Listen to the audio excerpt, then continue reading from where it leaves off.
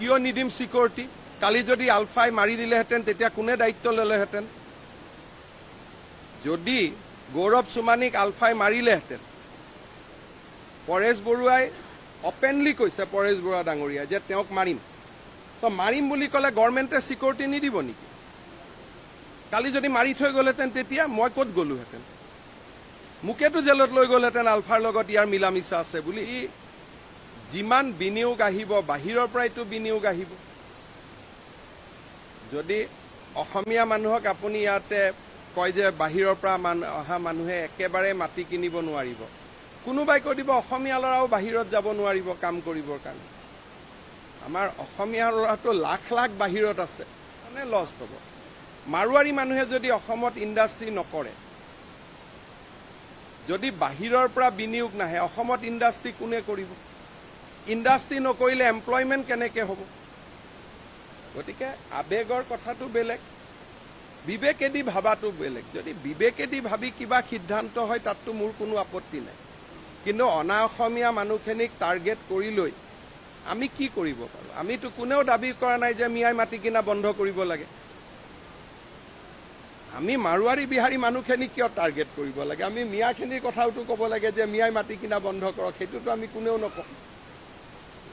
গতিকে এটা যিটো ঘটনাটো বেলেগ। শিৱসাগৰ ৰাইজক মই ধন্যবাদ জনাইছোঁ, অভিনন্দন জনাইছোঁ, কিন্তু ছোৱালী নিৰ্যাতনৰ ঘটনাটোক বঢ়াই পেলাই একেবাৰে অসমীয়া অনা অসমীয়ালৈ লৈ যাব নালাগে। আমি পাহৰি যাব নালাগে অসমীয়া সমাজখনক জ্যোতিপ্ৰসাদ আগৰৱালায়ে আমাৰ সন্মান দি থৈ গৈছিল। গতিকে মাৰোৱাৰী চন্দ্ৰ কুমাৰ আগৰৱালা, জ্যোতিপ্ৰসাদ আগৰৱালা আজি অসমৰ আটাইতকৈ বেছি কলেজ আৰু স্কুলত আটাইতকৈ যদি বেছি মাটি দান কৰিছে, ডিব্ৰুগড়ৰ কানৈ কলেজৰ পৰা আটাইতকৈ বেছি মাটি দান কৰা সমাজখনেই হ'ল মাৰোৱাৰী সমাজ। গতিকে সকলো কথা শিৱসাগৰত হোৱা ভুল এটাৰ কাৰণে গোটেই সমাজখনক কণ্ডেম কৰিব, সেইটোতো হ'ব নোৱাৰে। তেওঁৰ অধিকাৰ আছে নহয়। কোনোবা মানুহে মনত বেয়া পালে গোচৰ দিয়াৰ অধিকাৰ, তেওঁ দিয়াৰো অধিকাৰ আছে, উঠাই লোৱাৰো অধিকাৰ আছে। সেইটো এজন মানুহৰ ব্যক্তিগত পচন্দৰ কথা।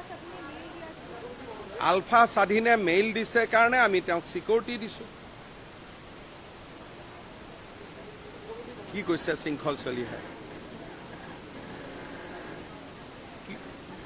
কিয় নিদিম সিকিউৰিটি?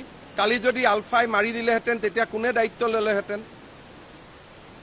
যদি গৌৰৱ চুমানীক আলফাই মাৰিলেহেঁতেন, পৰেশ বৰুৱাই অপেনলি কৈছে, পৰেশ বৰুৱা ডাঙৰীয়া, যে তেওঁক মাৰিম। তো মাৰিম বুলি ক'লে গভৰ্ণমেণ্টে সিকিউৰিটি নিদিব নেকি?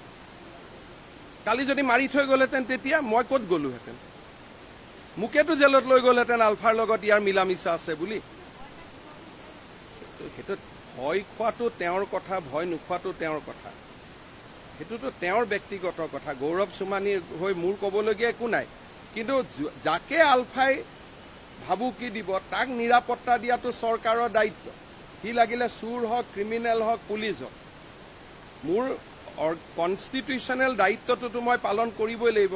মানুহে দুজন এজনে কৈছে তেওঁক সিকিউৰিটি কিয় দিলে, আৰু যদি তেওঁ গুৱাহাটীৰ ৰাজপথত গুলিয়াই মাৰি পেলালেহেঁতেন তেন্তে একেবোৰ মানুহে ক'লেহেঁতেন হিমন্ত বিশ্ব শৰ্মাই সিকিউৰিটি কিয় নিদিলে বুলি।